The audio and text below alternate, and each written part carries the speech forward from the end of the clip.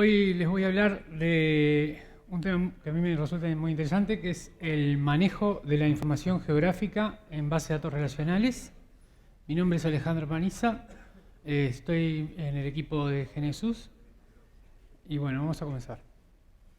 Lo primero es, ¿qué entendemos por información geográfica nosotros? Cuando pensamos en información geográfica, en general, lo primero que nos viene a la mente es un mapa. Un mapa como este.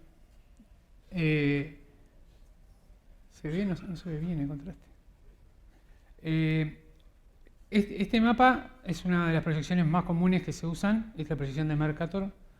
Y acá tenemos Brasil marcado. Y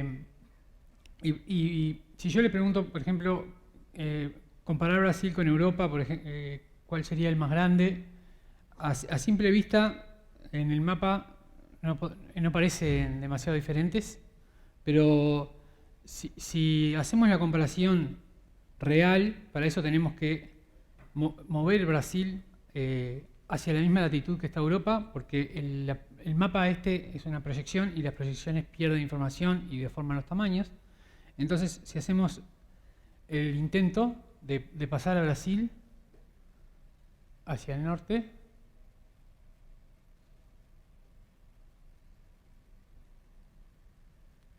vemos que Brasil, al subirlo, aumenta en tamaño y atrás vemos Europa totalmente comprendida dentro de Brasil. En verdad, Brasil, con 8 millones y medio de kilómetros cuadrados, es casi 2 millones de kilómetros más grande que toda Europa. Pero uno no lo nota en el mapa. ¿Qué quiere ejemplificar con esto? Que cuando uno hace una representación de un territorio, siempre hay un compromiso y en ese compromiso se pierde información. Sabiendo esto, vamos a ver cómo se hacen esas proyecciones y cómo llegamos a esos mapas. La Tierra no es un cuerpo geométrico perfecto, pero a los efectos del manejo geodésico se representa como un elipsoide, que se llama, que es una esfera achatada en los polos. A partir de ese elipsoide, que representa el planeta Tierra, se proyecta en un plano, y en ese plano se dibuja el mapa. Hay distintos tipos de proyecciones. Las más comunes son las proyecciones cilíndricas, que están asociadas a coordenadas cartesianas, coordenadas XY, como la que vimos recién. La proyección que vimos recién en el ejemplo del mapa es la de Mercator. Después hay otras proyecciones, está la de Peters, hay una que se llama X rectangular, que se usa mucho con latitud y longitud porque tiene la misma distancia entre los paralelos y los meridianos. Y hay otro tipo de proyecciones diferentes a la cilíndrica, que son las cónicas, que se utilizan para ver regiones específicas del planeta. No se mapea todo, sino parte. Se usa mucho esto con proyecciones con coordenadas polares para navegación, por ejemplo, y ese tipo de cosas. Entonces, acá tenemos, por ejemplo, la proyección que vimos recién, en negro, en el contorno, y atrás tenemos otra proyección, que es la de Peters, en amarillo o en cremita. Y vemos la importante diferencia que puede haber entre dos distintos mapas según la proyección que elijamos para representarlos. Esto va a tener consecuencias cuando vamos a hablar de datos geográficos más adelante. Es decir, el mismo territorio puede ser radicalmente diferente según la proyección que usemos. Después de tener la proyección, necesitamos definir un sistema de coordenadas para ubicar los puntos en ese mapa. Los sistemas de coordenadas más comunes que se usan son las cartesianas, que son las que ya habíamos mencionado con X y Y. Las esféricas son coordenadas sobre la esfera mismo, no proyectadas. Y las coordenadas polares, que están asociadas a las proyecciones cónicas que mencionamos recién, que tienen un centro y una distancia y un ángulo. Y con eso ubicamos cualquier punto en una región. Entonces, resumiendo la introducción está, la representación de la Tierra se parte de un elipsoide, es una representación aproximada de la superficie terrestre, es decir, no tiene en cuenta ni accidentes de terreno, ni modificaciones por razones naturales, tipo movimientos de tierra, etc. A partir de esa representación se realiza una proyección y se define un sistema de coordenadas. Y en ese sistema de coordenadas es que ubicamos los puntos. Entonces, ahora sí podemos definir qué es un dato geográfico, ya que sabemos que necesitamos una proyección, sabemos que necesitamos coordenadas. Entonces, un dato geográfico está compuesto de tres cosas. Primero, el sistema de coordenadas definido, que puede ser el más común, el latitud y longitud, pero hay otros, como el UTM, que es Universal Transversal Mercator, que también es muy utilizado. Un sistema de coordenadas polares también se puede utilizar, y hay otros sistemas de coordenadas, pero el más usado comúnmente es latitud y longitud. Después, ese sistema de coordenadas se le asocia un punto central de referencia a partir del cual se miden las coordenadas, que se llama en geodesia datum. Ese datum es el origen de las coordenadas y está codificado por distintas entidades que miden a partir de ese datum, ubican los lugares y dicen, bueno, este es mi punto central de referencia. El gobierno americano usa uno, la NASA puede usar otro, etc. Europa tiene uno. El más usado hoy en día se llama WGS 84 y es el que se usa para latitud y longitud en los mapas comunes, digamos. Y después, teniendo el sistema de coordenadas y teniendo el punto de referencia, ya tenemos el marco para encontrar los puntos que nos interesan. Entonces, lo único que nos falta para completar el dato geográfico es el valor de las coordenadas, que pueden ser, otra vez, XY, latitud y longitud, un ángulo y un radio. Y eso todo es el dato geográfico. ¿Bien? Ahora, definiendo el dato geográfico, ¿qué es lo que queremos hacer con ese dato? Bueno, básicamente necesitamos unas herramientas para realizar ciertas tareas. Y ahí es donde entran las bases de datos relacionales. Las tareas que queremos realizar son la captura de datos geográficos, el almacenamiento de esos datos, el proceso y la visualización de la información. Vamos a empezar por el primero, que es la captura. La captura de datos usualmente se hace a través de GPS hoy en día. Antiguamente era bastante complicado, pero hoy lo hacemos a través de GPS. El costo de los dispositivos GPS ha bajado enormemente en los últimos 5 o 10 años y probablemente el 90% de ustedes tengan encima un aparato con GPS. De hecho, yo tengo dos. Tengo uno en la muñeca y otro en el bolsillo. Entonces, es muy fácil conseguir información de GPS.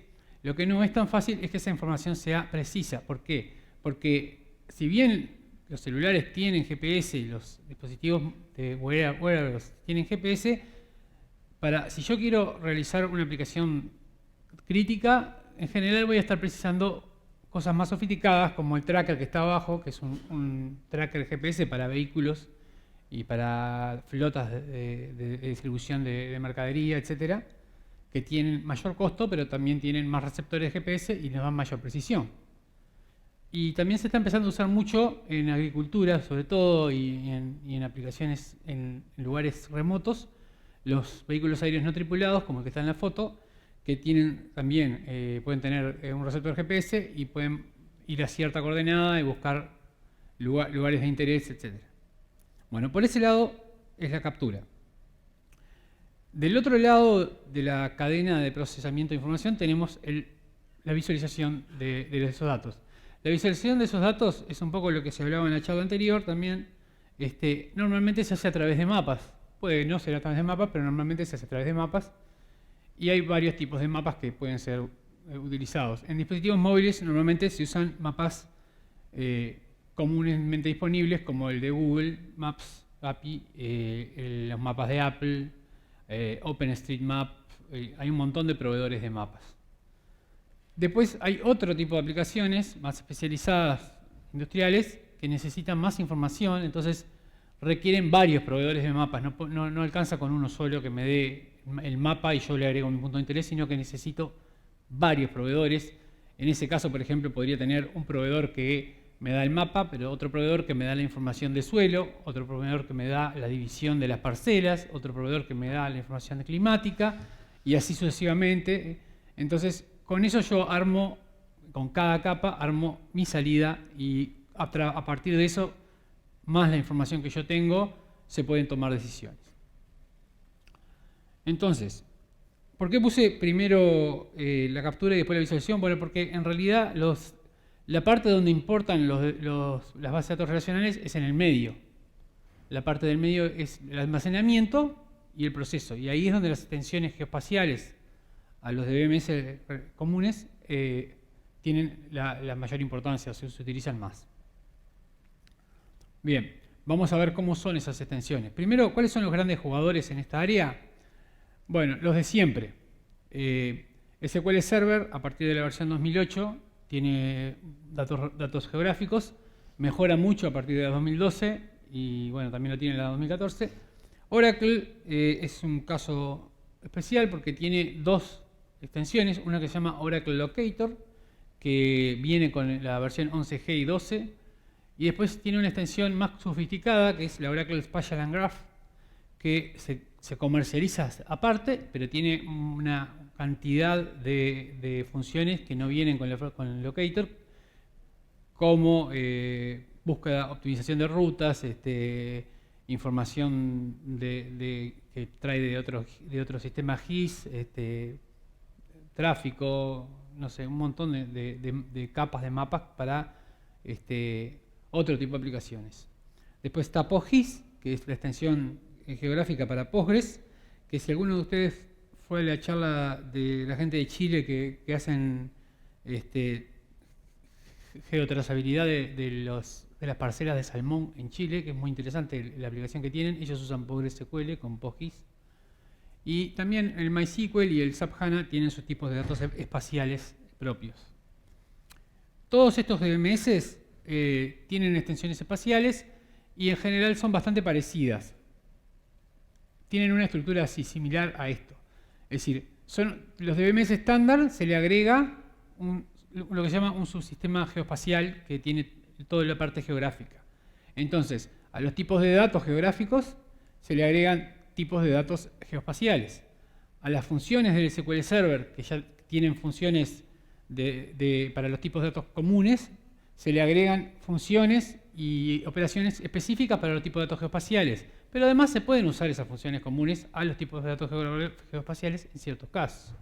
Y a los índices que tiene la base de datos se agregan unos índices especiales que manejan la información geográfica, que permiten hacer búsquedas por distancia y decirte si un punto está dentro de un terreno o no, etcétera, ese tipo de cosas. Entonces vamos uno por uno. El tipo de datos en un DBMS está compuesto por las coordenadas y lo que dijimos hoy de cómo se define un tipo de dato geográfico se codifica en lo que se llama SRID, que es el identificador del sistema de referencia, que incluye la proyección que estamos usando, el sistema de coordenadas que estamos usando y el punto de referencia del sistema de coordenadas, el que llamamos datum, como habíamos dicho al principio. Todo eso va en el código que se llama SRID. Entonces, para definir un punto cualquiera o una línea o lo que sea en un DBMS necesito el SRID más las coordenadas. Las operaciones, bueno, las operaciones más comunes que podemos hacer con geográficos en los DBMS son el cálculo de distancia, la pertenencia o no de un punto a una región, a un polígono, la búsqueda de rutas y la geocodificación, que es a partir de una dirección saber la latitud y la longitud o la coordenada en el sistema que yo estoy usando. Vamos a ver, por ejemplo, el ejemplo del cálculo de distancia es muy interesante porque uno mira la distancia entre dos ciudades en la superficie y se calcula a través de la línea, el círculo más grande que pasa por los dos puntos. Esa es la distancia más corta entre dos puntos en la esfera terrestre. Pero al proyectarlo en el plano, eso, en cualquiera de las proyecciones que mencionamos antes, lo vemos así. Por eso es que el cálculo de distancia no es tan sencillo como parece, digamos. Entonces, se puede tener, digamos, no se puede calcular como muy fácilmente. Y finalmente los índices, que es la tercera pata de la extensión, dividen a los mapas en cuadrículas y a su vez las subdividen y ahí ubican los puntos en celdas y en base a eso se crean índices especiales como el R-tree o el quad-tree que permiten buscar dentro de un conjunto de datos geográficos los puntos más cercanos. Entonces, en base a eso puedo hacer ciertos queries que no son fáciles de hacer si no tuviera esa facilidad. Bueno, ahora que tenemos bien las herramientas, ¿por qué yo usaría esto? ¿Cuáles ventajas tengo de usar un DBMS geoespacial contra no usarlo y simplemente usar los mapas públicos? Bueno, tiene una cantidad de ventajas. La principal son dos grupos de ventajas. Una es la familiaridad, es decir, hay operaciones que yo conozco, porque sé usar el SQL, que les puedo aplicar las mismas operaciones a los datos geográficos. La sintaxis del SQL es muy parecida y se puede aplicar también a los mismos datos. Y la integración de esos datos geográficos dentro del SQL me permite también usar cosas como integridad transaccional, saber que la base de datos está consistente, etcétera, porque es un tipo más. Para el DBMS no tiene ninguna diferencia con un char o con un date. El segundo grupo de ventajas es la simplificación, es decir, todas estas operaciones que son relativamente complejas y que me implicarían ¿no? llamar a un servicio o hacer un cálculo complicado en mi server, le puedo decirle que las haga el SQL y ya tiene optimizaciones para eso. Esos tipos de cálculos como la búsqueda geográfica que mencionaba por el índice, los cálculos de distancia, etcétera, están agrupados en un estándar que hace el consorcio OpenGIS que se llama Simple Feature SQL, y el intento que hacen ellos es que todos los DBMS que implementan extensiones geográficas todos soporten un set mínimo de operaciones que se definen en ese estándar Simple Feature SQL.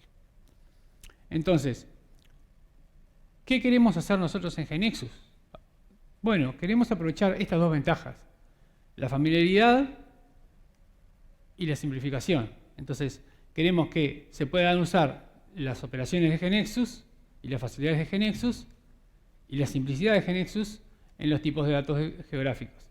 Por ejemplo, para que tengan una idea de cómo es el cálculo de distancia, este algoritmo es el cálculo de distancia escrito en JavaScript, entre dos puntos cualquiera. Esto es un cálculo de distancia en SQL Server y en Oracle. Y lo maneja todo el lado del DBMS. Entonces, volviendo a lo de GeneXus. ¿Cómo sería en GeneXus? Bueno, voy a mostrarles un poquito un ejemplo de cómo sería un manejo de base de datos geográfica en GeneXus.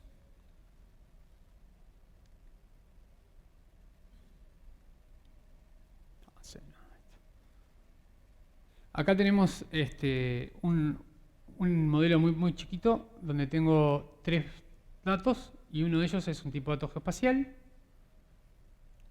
Tienen un ID, un nombre y una posición, es una lista de puntos de interés. ¿Verdad? Lo que voy a mostrar es 3 objetos básicamente. Un procedimiento que da de alta los puntos de interés, la transacción en la que tengo esos puntos, y también voy a mostrar un web panel que va a mostrar una lista de puntos de interés y en el clic va a mostrar un mapa donde están esos puntos.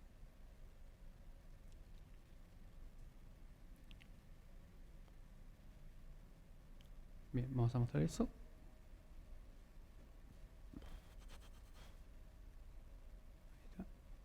Ahora ejecutamos.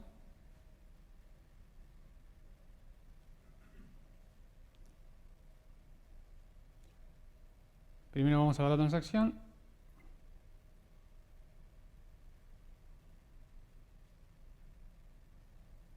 Asegurarnos que no tiene datos. No tiene datos. Vamos a dar de alta los datos con el procedimiento.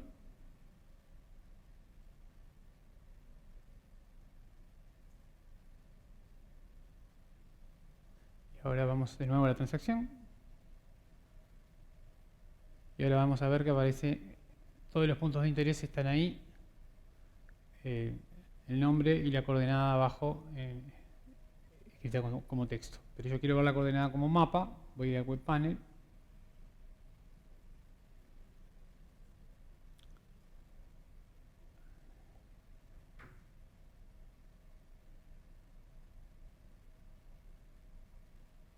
Ahí elijo la coordenada y me muestra en el mapa la coordenada elijo otro punto de interés, me carga el mapa con la nueva coordenada, y así para todos los otros puntos de interés. Finalmente voy a elegir el hotel Radisson.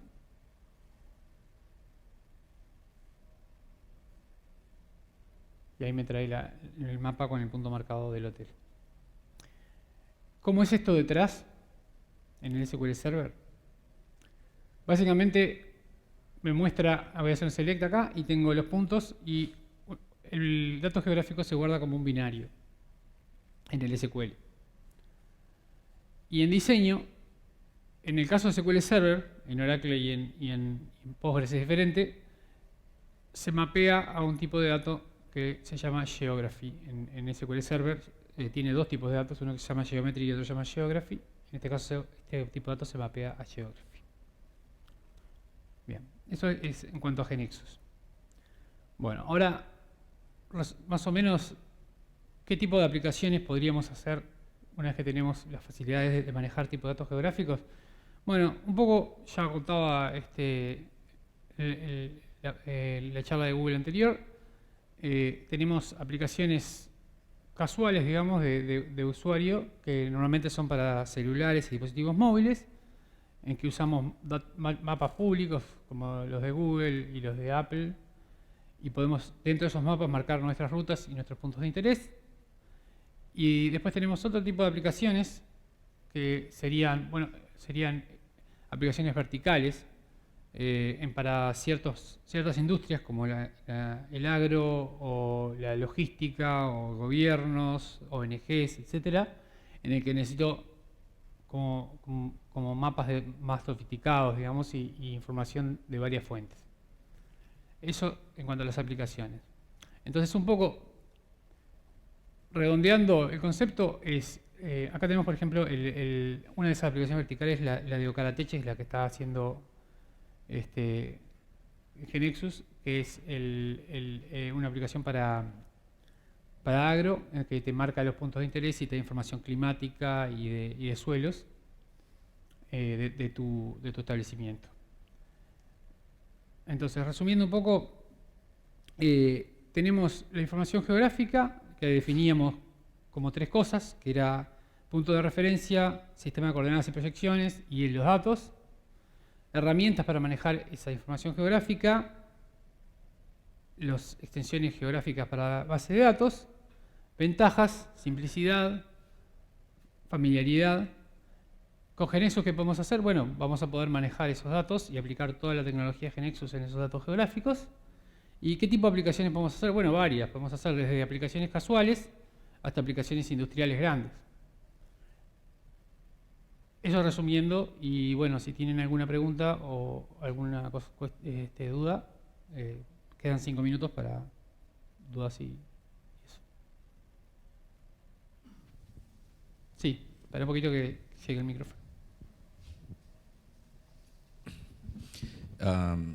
Buenos días. Quería saber si la versión de PostGIS está soportada ahora ya con GeneXus. No, estas cosas están en el asalto y no están en la beta que está ahora.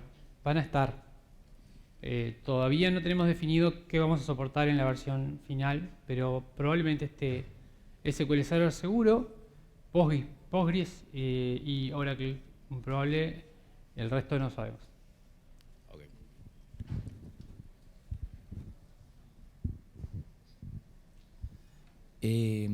Si yo tengo los datos de geolocalización, latitud y longitud, hoy el que tiene GeneXus, Sí. ¿se puede migrar eso fácil a este es un geoespacial el tipo de datos? Sí, la idea es que las migraciones de datos tendrías que tener una manera de indicarle a GeneXus que ahí tenés un dato geográfico, y hoy por hoy no tenemos cómo decirle a GeneXus que estos campos texto, porque normalmente los tenés en un campo texto, esta es la latitud, esta es la longitud, pasados a datos geográficos.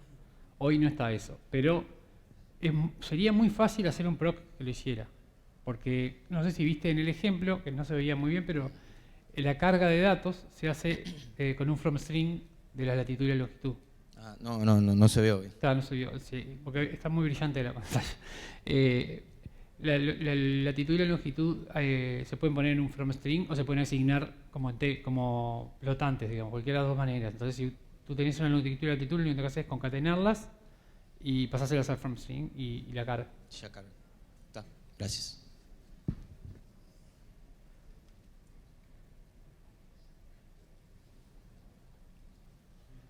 Sí, acá. No se menciona la base de datos de B2. No hemos investigado de B2 todavía. No te puedo decir nada de B2 porque no lo sé, de verdad. Lo voy a mirar.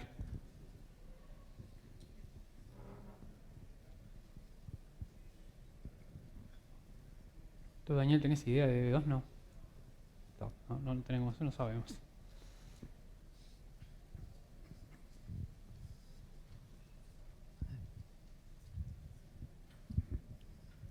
Buen día. Te quería consultar, ¿qué es lo que hay disponible hoy en Evolution 3? De esto nada. Nada, con No. datos geográficos nada. No, y, esto es todo versión Genesis Alto, Genesis 15. como quieras llamarlo. Y te hago otra pregunta, con respecto a integración con mapas de Google, por ejemplo. Eso ya lo tenemos. Para seleccionar puntos, por Eso ejemplo. ya está. Eso está en la Evolution 3. ¿Y eso se puede hacer una toma de datos de latitud y longitud que devuelva el mapa? Sí, eso ya existe hoy en Evolution 3, tanto en móviles como en web. Perfecto, muchas gracias. En Evo 1 creo que estaba incluso, o sea, está hace tiempo ya.